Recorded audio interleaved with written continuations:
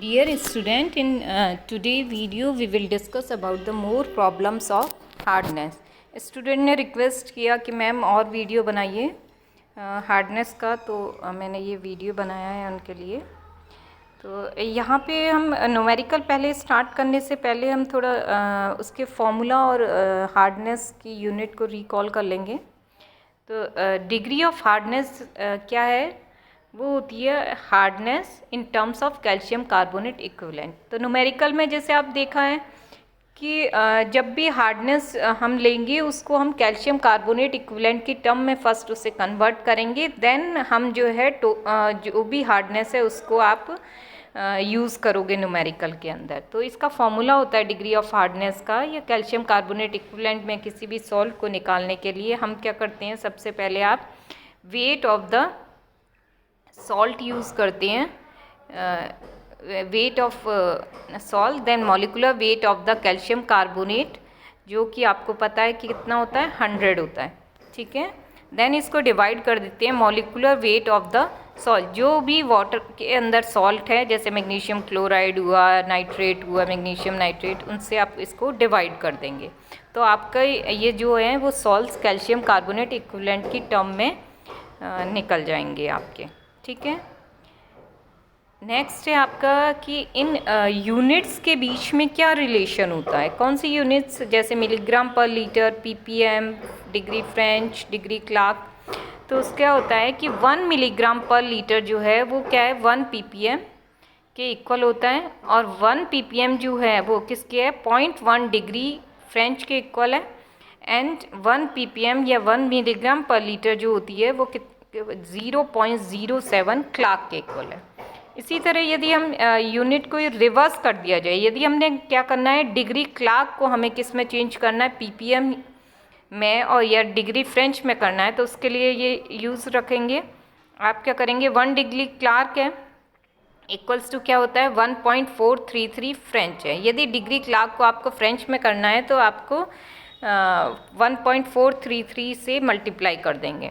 Then यदि आपको ppm में करना है तो 14.3 पीपीएम कर देंगे, और milligram per litre is the same as the ppm. Okay, अब क्या है, यदि आपको फ्रेंच को क्लार्क में चेंज करना हो तो 1 डिग्री फ्रेंच इक्वल्स टू क्या है, आपके 10 पीपीएम है, और यही आपका 10 मिलीग्राम पर लीटर रहता है, और 1 डिग्री फ्रेंच जो है वो किसके इक्वल है, 0.7 डिग्री क्लार्क के। ठीक है, अब हम एक न्यूमेरिकल लेते हैं जिसमें क्या है कि a water sample which contain 204 milligram of calcium sulphate per litre, calculate the hardness in terms of calcium carbonate equivalent. In this numerical what they have given, they are saying like in water calcium sulfate is dissolved. Okay, so ये जो calcium sulphate है, ये sulphate कौन सा hardness करेगा, ये आपका जो है कैल्शियम सल्फेट है, तो ये आपका करेगा परमानेंट हार्डनेस। ठीक है, यहाँ पे लेकिन आपको सिर्फ इसको डिग्री ऑफ हार्डनेस को ही इसमें पूछा गया है, इसमें नहीं पूछा है कि आपको परमानेंट हार्डनेस है या टेम्परेरी हार्डनेस है, क्योंकि एक ही सॉल्व दे रखा है। तो हमारे पास में है कि मॉलिकुलर वेट हमें पता है कि कैल्शियम सल्फेट का, यदि हमें मॉलिकुलर वेट निकालना हो कैल्शियम सल्फेट का, कैसे निकालेंगे, कैल्शियम का हम लिख लेंगे, कैल्शियम का कितना होता है एटॉमिक वेट 40। ठीक है, सल्फ़र का होता है आपका 32, ऑक्सीजन का क्या है आपका 16। ठीक है, तो इसको यदि हमें कैल्शियम सल्फेट का निकालना है तो अपने क्या करेंगे, 40 प्लस 32 प्लस 16 इंटू 4, क्योंकि यहाँ पे क्या है SO4 दे रखा है, तो ये आप देखोगे तो कितना आएगा आपका 136। ठीक है, मॉलिकुलर वेट हमें पता ही है कैल्शियम कार्बोनेट का होता है 100। तो हार्डनेस इसको इन टर्म्स ऑफ कैल्शियम कार्बोनेट में निकालनी है, या फिर इसको बोल सकते हैं डिग्री ऑफ हार्डनेस, सेम चीज़ है ये।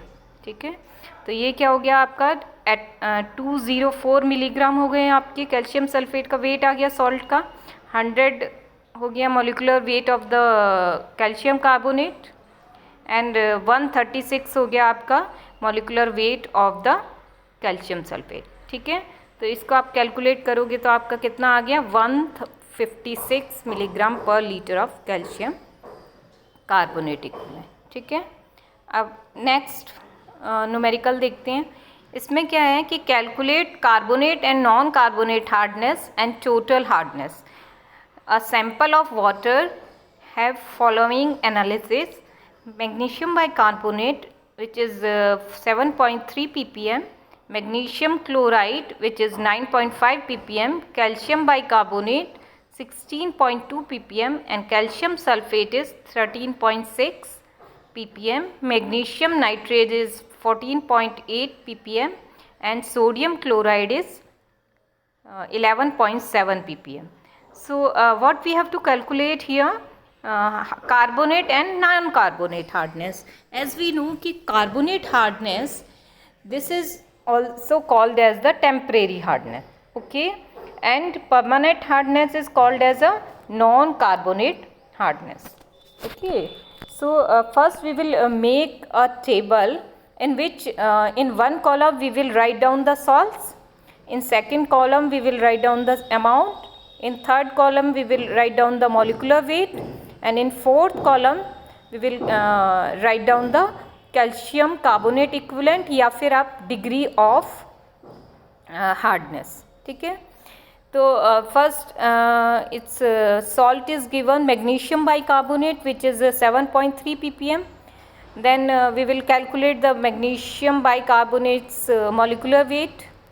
तो हमें पता है मैग्नीशियम का एटॉमिक वेट आपको है 24, हाइड्रोजन का 1 रखेंगे, कार्बन का आप 12 रखिए, ऑक्सीजन का आपको कितना है, आपका 16 एटॉमिक वेट होता है। तो इसको रखने पे आपका मैग्नीशियम बाइकार्बोनेट का फॉर्मूला आएगा 146। ठीक है, और इसके कैल्शियम कार्बोनेट जब आप इक्विवेलेंट करेंगे तो उसमें आपने देखा कि भाई 7.3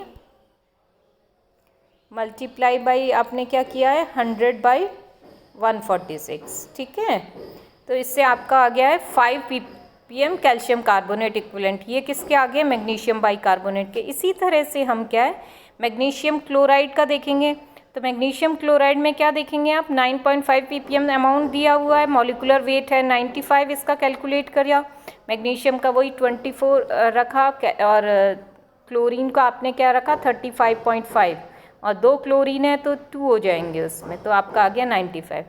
तो इसको कैल्शियम कार्बोनेट कैलकुलेट किए तो ये आ गया आपका 10 ppm कैल्शियम कार्बोनेट इक्विवेलेंट। ऐसे कैल्शियम बाइकार्बोनेट का आप देखोगे तो उसमें अमाउंट दे रखा है 16.2 ppm, और इसका मॉलिक्यूलर वेट निकालते हैं तो 162, और कैल्शियम कार्बोनेट इक्विवेलेंट इसका आएगा 10 ppm calcium carbonate. Calcium sulphate का देखोगे 13.6 आपको गिवन है अमाउंट, इसका मॉलिक्यूलर वेट है 136, और इसका कैल्शियम कार्बोनेट इक्विवेलेंट आ गया 10। ठीक है, देन आप देखेंगे मैग्नीशियम नाइट्रेट में 14.8 ppm इसका अमाउंट है, मॉलिक्यूलर वेट है 148, और इसके कैल्शियम कार्बोनेट इक्विवेलेंट है 14.8 × 100/148। तो इसका ये कितना आया आपका 10 ppm। ठीक है, NaCl is also given, but NaCl जो होता है वो वाटर में हार्डनेस नहीं करता है, इसलिए हम इसको कंसीडर नहीं करेंगे। ठीक है, देन आप यहाँ से पता चल गया आपको।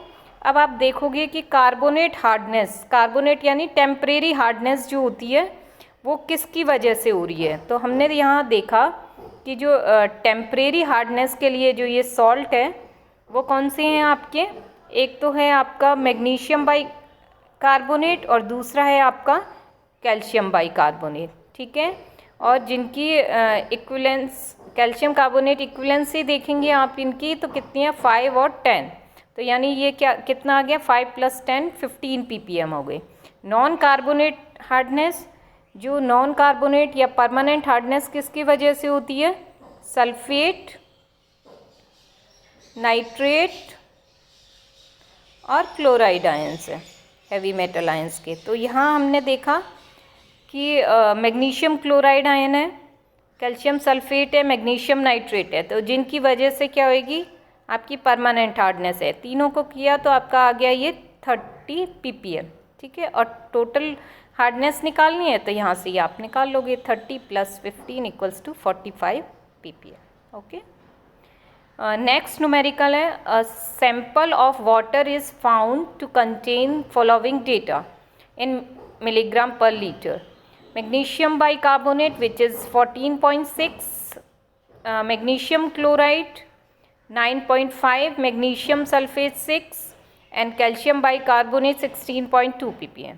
Calculate the temporary and permanent hardness of water in parts per million, degree Clark and degree French.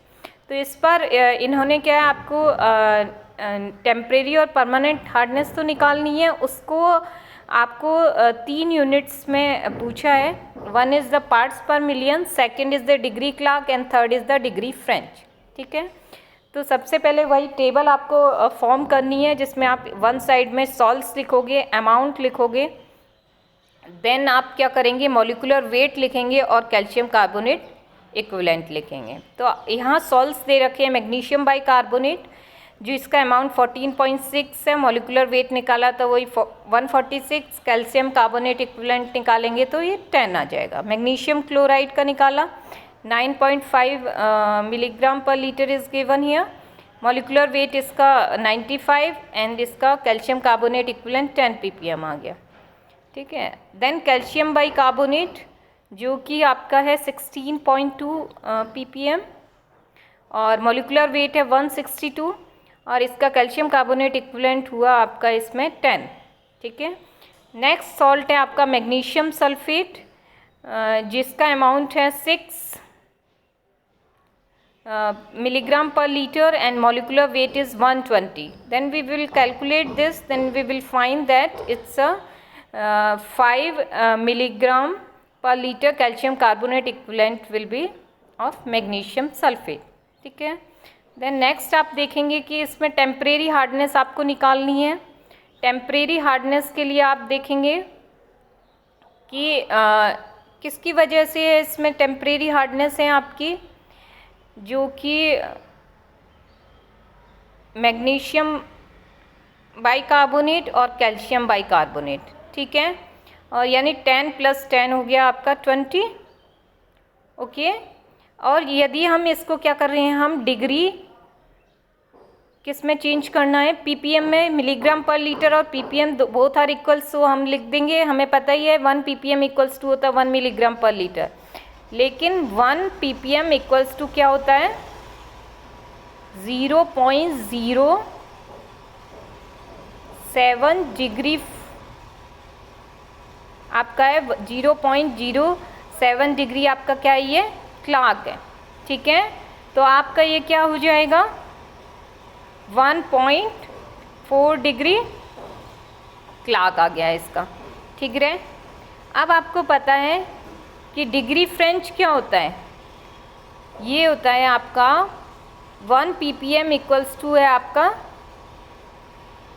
0.1